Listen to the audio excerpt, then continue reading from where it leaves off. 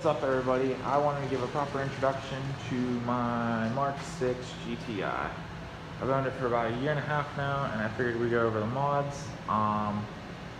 So all I have done to it, I have the windows tinted, which is an early mod. I have let me go ahead and put this camera around. Alright, sorry about that. It's a lot easier to show you this way. I have Jordan slotted rotors. I have stop tech brake pads. Like I said, the windows tinted on the exterior. On the interior, we'll go there. I have blue LEDs for the interior lights. I have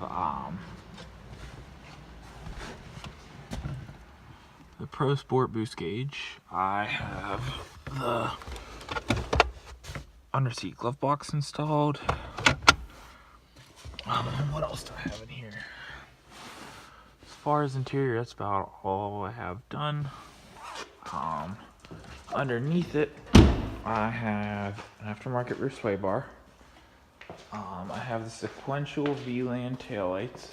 So I just did a video on the install for those.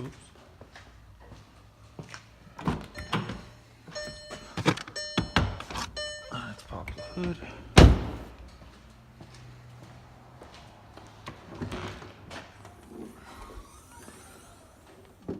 I have I forget the name of this aftermarket intake, but it had a paper filter, ended up falling apart, so I had to get an AutoZone special air filter.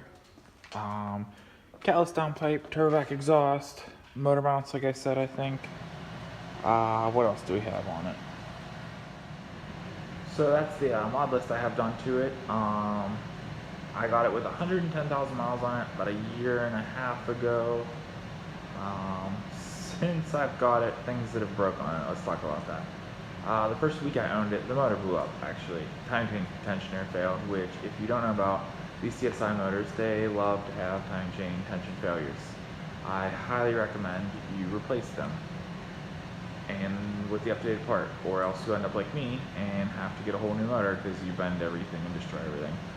So that happened the first week I owned it. I had the auxiliary water pump go bad on me, which is an electric water pump, and ironically, or oddly enough I should say, it shorted out the ECU fuse, which was a pain in the butt to figure out, but I figured it out and got that fixed. That's about all the problems I've had with it, is the water pump and the engine failure, which is actually a pretty serious thing. But if you buy one of these, if you take care of the timing chain tensioner, unlike me, you won't have problems with it. When I bought the car, I planned on changing the tensioner the first week, or I should say the first oil change, and it went out the first week, so I never had time to check it, and it failed on me. So a couple of things I wanted to say about this car that I absolutely love. I bought this car originally just to be a daily driver, and I had no intentions of modding it, and then I kind of didn't realize that these were such good cars when we modify them, and now I'm starting to go down the rabbit hole, I guess you could say, and I don't plan on going that far down with it. I do Uber with this car. I have actually done close to 1,300 Uber trips in this car. People love it. It's roomy enough. You can fit 4 adults in this thing completely comfortably, and it takes it just fine. It has enough power and everything else that you can't even tell there's other people in the car over there with you. I absolutely love the DSG. So most of my cars have been manual transmissions. This is my first DSG car, and it has honestly transformed my thoughts. I never thought I would be the person to say that I love driving an automatic, but I can drive this car every day when I wake up at 7 o'clock in the morning, miserable to go to work, and I can just commute with it, or I can go take it spirited down the back road in manual mode, and the shifts are just so crisp and so fast, and I love the sound it makes whenever it shifts under like wide open throttle. And I mean, would I like a stick? Yes, but again, that's why I have a second car. This, for just a spirited daily driver, it is perfect for the DSG. And the DSGs hold up so much more power than manual. That's why I highly recommend them.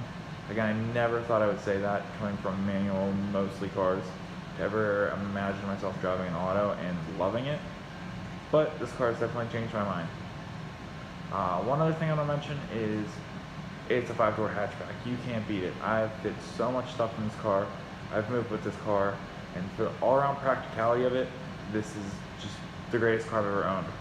For the whole experience of owning a car, from daily driving, to trying to move stuff, to hauling friends around, to having fun with it on the weekends, it can just do it all. That's one thing this car is amazing at doing, if I had to say anything about it.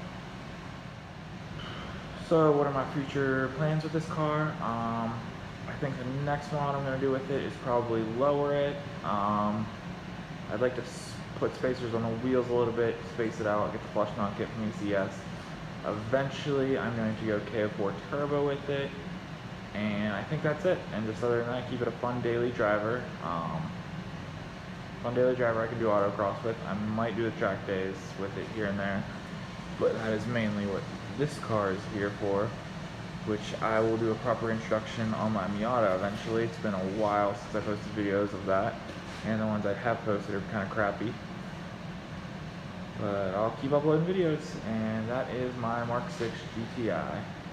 Thanks everyone for watching. Please hit that like button and subscribe.